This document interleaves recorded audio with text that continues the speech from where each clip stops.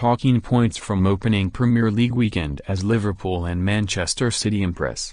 The Premier League is back, and order has been restored at the top of the table.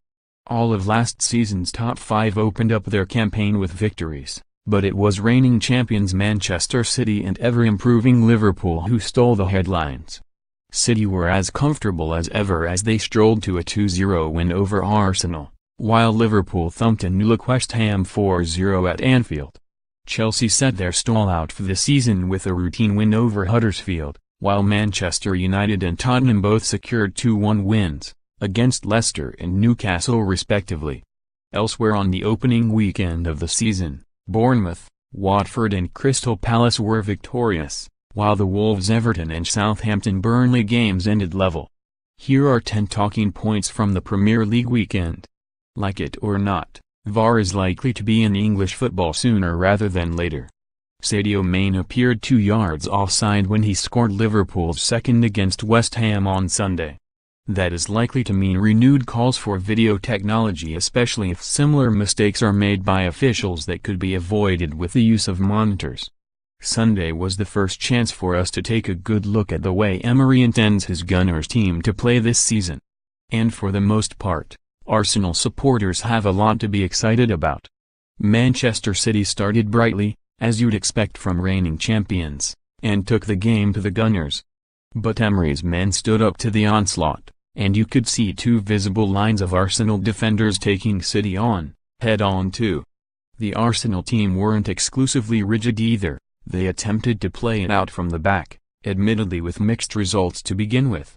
Petr Cech looked shaky playing with the ball at his feet, but then he's not likely to be Arsenal's number 1 for the foreseeable future. Despite the odd mistake, Emery's influence is already visible, and you feel that once Arsenal are truly in tune with their new boss then magic will happen.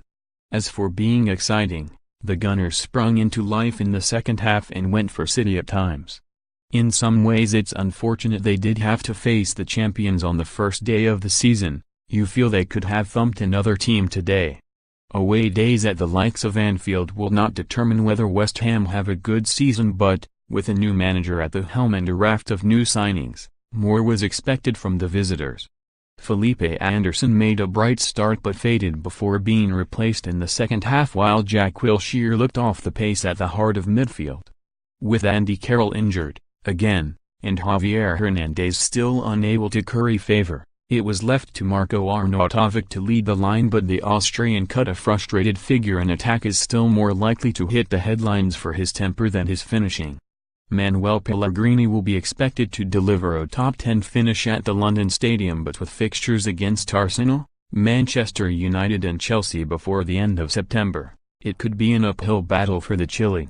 Everton's Premier League rivals will be kicking themselves at overlooking Richarlison.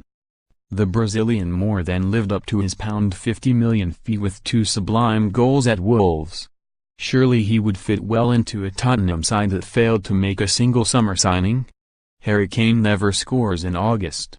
And never looks like scoring in August. Surely it would be better to give the Tottenham striker the whole month off to completely recharge his batteries? The best piece of transfer business could well have been done at Crystal Palace. Not only has Roy Hodgson signed a contract extension, but the non-transfer of Wilfried Zaha could be crucial to the Eagles' chances. Zaha was a class act again as Palace saw Fulham 2-0, and his value could rise even further from the £70 million he was rated at over the summer, with many more displays like that. Fair play, Paul. You've got a big pair of cojones. Imagine being in his shoes, just 2 minutes into the new Premier League season, and having the audacity to attempt a showboat run-up for a penalty. Add in the fact that this is a defining season for him. He has failed under Jose Mourinho so far and quite simply hasn't been good enough. If he had attempted that run-up and missed, he would have been slaughtered. It would have been back to normality after an out-of-the-ordinary summer. But the fact he still tried it, and pulled it off, says a lot about Pogba as a person. He's confident, he's cocky. And he could be a defining character in the Premier League this season. The plaudits will keep coming for the midfielder who shone on his debut, a year after agreeing to join from RB Leipzig. The anticipation grew at a considerable rate last season as Liverpool fans waited for a glimpse of their £52.5 million man. And after an impressive pre-season, Keita did not disappoint, making his mark in the opening minutes. Busy in midfield and more than content to burst forward, he was involved in the opening goal, playing the ball out to Andrew Robertson, who crossed for Salah to finish. Any lingering thoughts that Liverpool should have made more effort to sign Naby Fekir from Lyon as well have surely been put to bed after this afternoon. There's no denying City's title potential again this campaign, but it could be a close-run thing. Pep Guardiola's crack team of attackers certainly look the most likely for a while to break the curse of the Champions tag and perhaps become the first side in a decade to retain the Premier League trophy.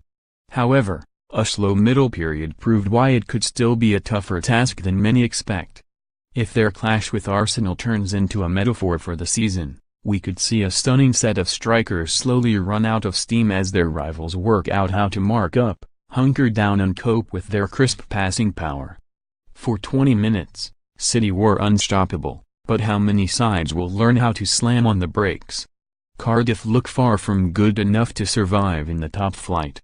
Neo Warnock is famed for his progress in the transfer market, but he has had a poor window. Only Bobby Reid started from last season's side in the 2-0 loss at Bournemouth. While fellow New Boys Wolves and Fulham have made some inspired transfer business, Cardiff have by and large stood still over the summer. They look far from Premier League standard. Points compiled by Aaron Flanagan, Ian Baker, Jake Polden and Danny Wittenberg.